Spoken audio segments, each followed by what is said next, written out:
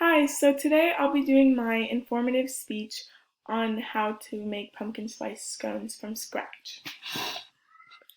Let's be honest, how many times have you guys been to Starbucks this holiday season for fall treats and drinks? I bet that most of us have been one too many times. So today I'll be discussing how to make pumpkin spice scones from scratch, inspired by Starbucks. But it wasn't always this easy to bake.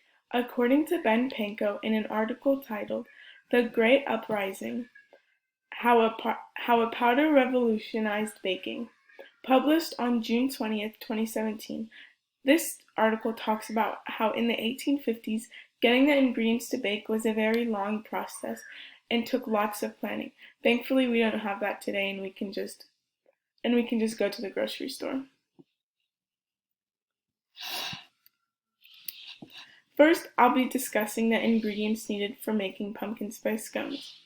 According to Jacqueline's online recipe for pumpkin scones, the Starbucks copycat, published on August 13th, 2014, the items listed are necessary: 2 1/4 cup of all-purpose flour, 2 teaspoons of baking powder, 1/4 teaspoon baking soda, half a teaspoon of salt, 1 teaspoon ground cinnamon, half a teaspoon of ground nutmeg, 1/4 a teaspoon of ground ginger, 1/8 a teaspoon of ground cloves, 1/4 a cup of packed light brown sugar, 3 tablespoons granulated sugar, half a cup of unsalted butter, cold and diced into 1/2 inch pieces, half a cup plus 1 tablespoon of canned pumpkin puree, chilled, don't chill it in the can though, 3 1/2 tablespoons of buttermilk, 1 large egg, 1 teaspoon of vanilla extract, 1 tablespoon of honey, 1 tablespoon of half and half, and those are for the scones.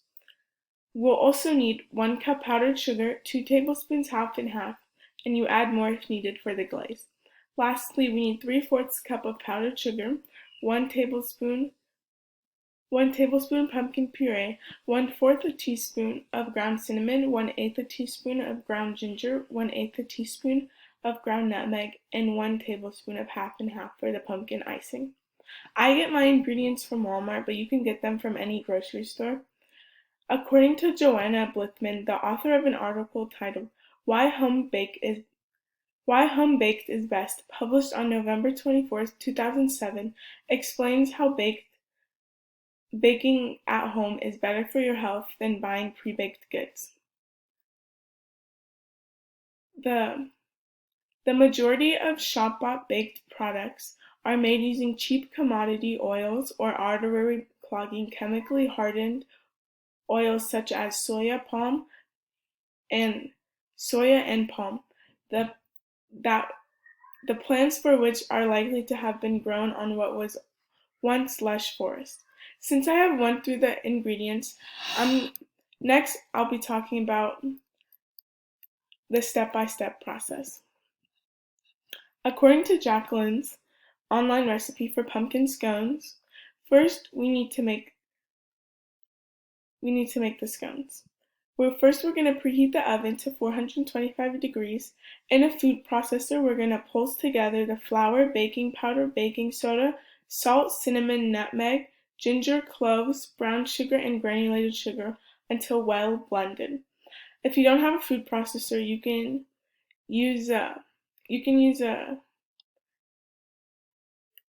a pastry cutter to cut in the butter into your dry ingredients. And then we're going to pour the mixture into a bowl and create a well.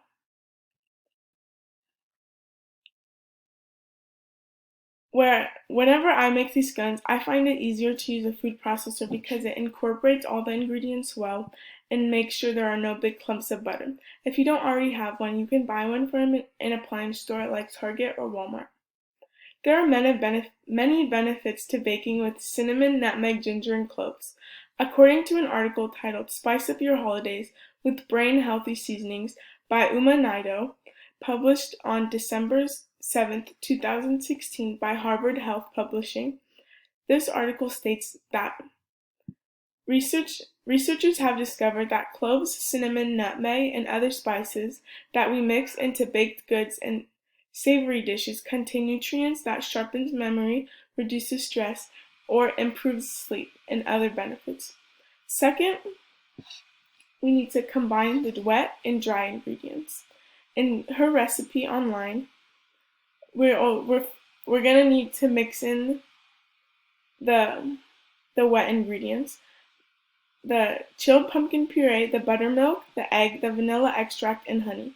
We're going to pour this mixture into the well that we've created with our other mixture, and we're going to mix it with a wooden spoon until it forms a dough, and then we're going to knead the dough with our hands in the bowl and the surface. Next, we're going to flour our surface, and then we're going to pour the dough onto the surface. Then we're going to pat down the dough and shape it into an 8-inch round. And then using a large knife, we're going to slice it into 8 equal wedges. Dust the knife with flour so that it's easy to cut. From my experience, dusting the knife with the flour multiple times when cutting it helps the knife not stick. We're also going to place them onto the baking sheet and brush them with half and half, and this gives them a nice color.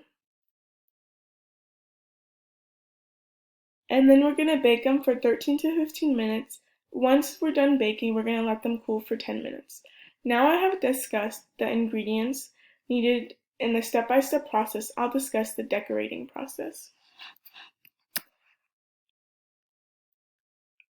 We're going to need to make the glaze first. Finally, the decorating process. First, we're going to need to make the glaze. We're going to whisk together the powdered sugar, the half and half, and then we're going to put it on top of the scones and let them dry for 5 minutes. In the same bowl, we're going to whisk in the powdered sugar, the pumpkin puree, the cinnamon, nutmeg, and half for the pumpkin glaze. Place a Ziploc bag, and then I find it easiest that we put it in the Ziploc bag in a tall glass and place the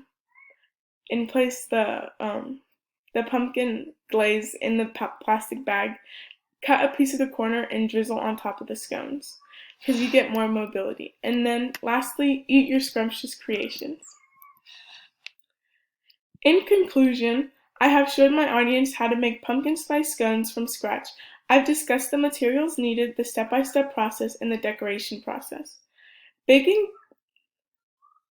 from an article by CNN titled "Baking During a Pandemic Can Reduce Stress and Provide Comfort" talks about how therapeutic baking is, and the article states baking can give us something to create, control, and enjoy when we have the finished product. That can help reduce stress stemming from unfamiliarity dealing with the pandemic. And I agree with this statement because I've baked a lot of things from my retro Jordan 1 cake to pumpkin scones, muffins, plenty of cookies, and a lot of other things. Thank you for your time.